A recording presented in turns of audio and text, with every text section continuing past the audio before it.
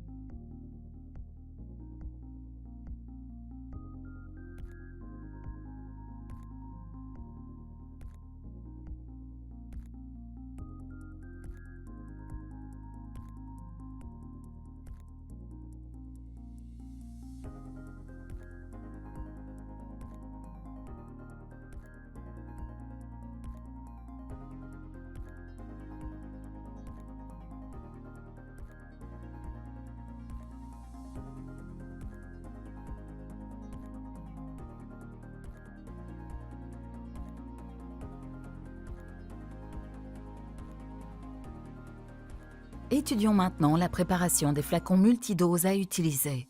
Il est important de prévoir à l'avance le nombre de flacons multidoses nécessaires. Portez des gants de protection lors de la manipulation de flacons multidoses conservés dans des conditions de froid extrême. Sortez un flacon multidose pour 6 patients du congélateur ou du conteneur d'expédition isotherme. Il est important de prévoir le nombre de doses nécessaires pour la journée ou la semaine et de décongeler le nombre de flacons en conséquence. Il est recommandé de décongeler les flacons multidoses au réfrigérateur. La décongélation d'un plateau porte-flacons complet prend jusqu'à 3 heures. La décongélation des flacons individuels prend moins de temps. Les flacons non dilués peuvent être conservés jusqu'à 1 mois au réfrigérateur.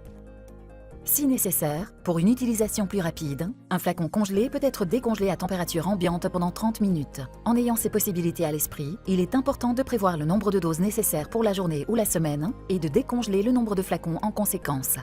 Avant dilution, les flacons multidoses peuvent être conservés à température ambiante pendant 2 heures maximum ou transférés dans un réfrigérateur.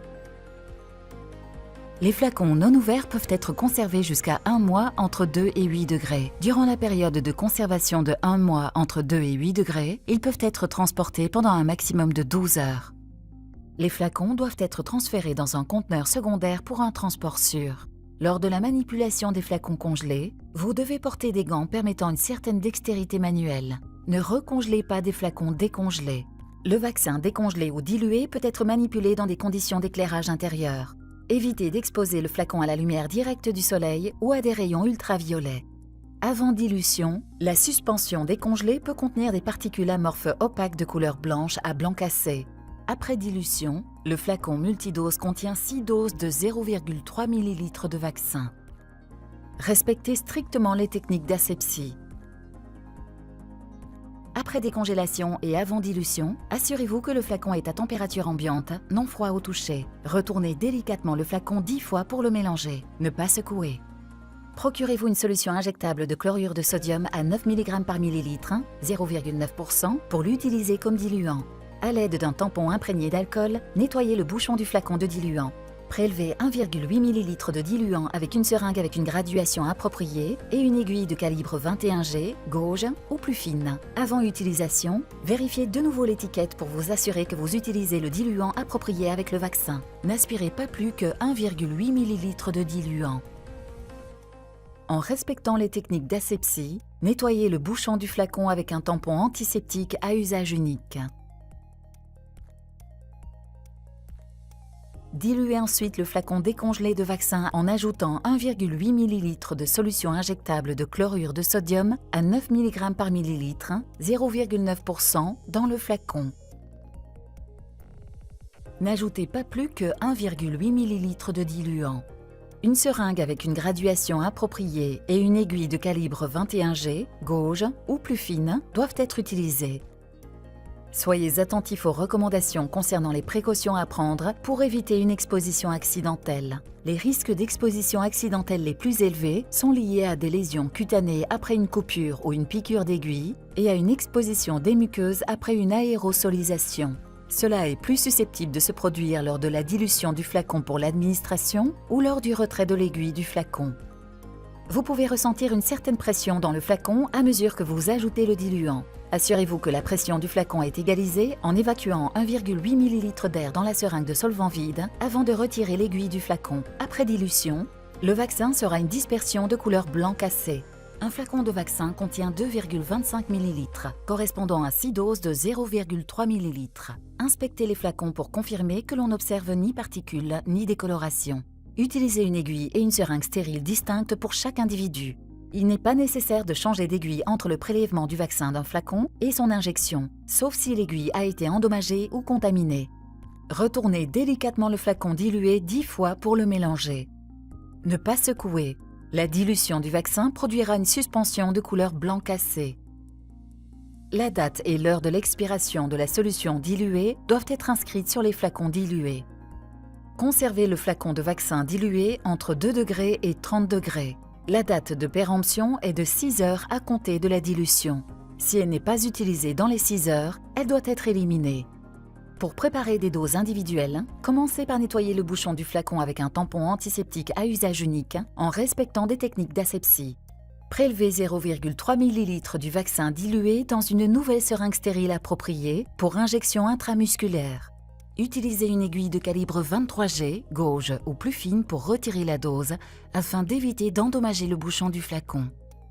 Insérez verticalement l'aiguille dans l'anneau central du bouchon supérieur. Évitez de faire tourner ou de tordre l'aiguille lorsque vous percez le bouchon du flacon.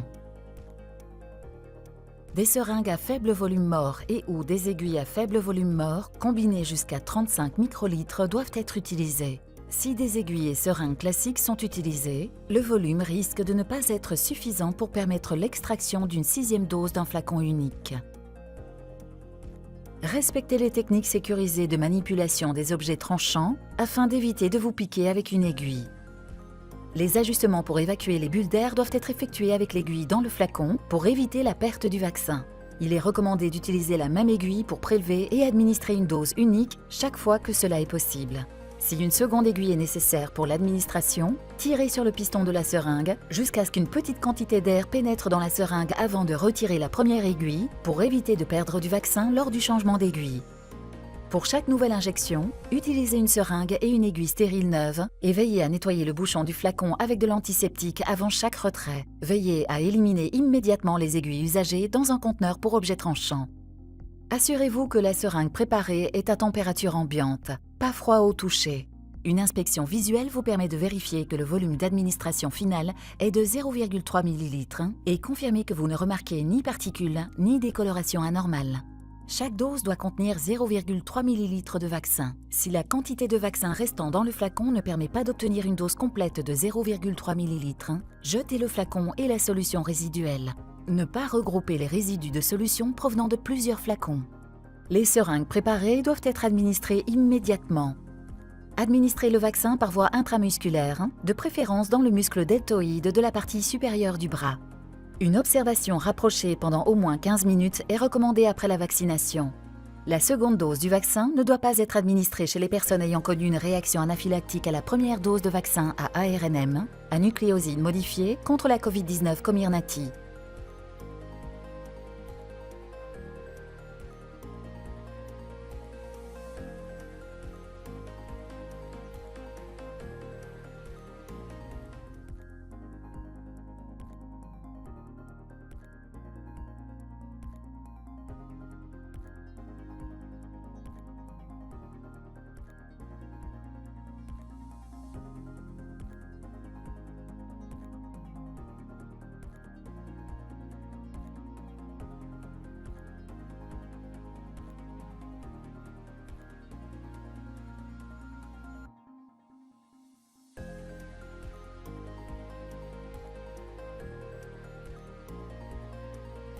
Les flacons de vaccin doivent être éliminés dans un récipient pour objets tranchants avec les déchets médicaux pour s'assurer qu'ils sont détruits de manière définitive.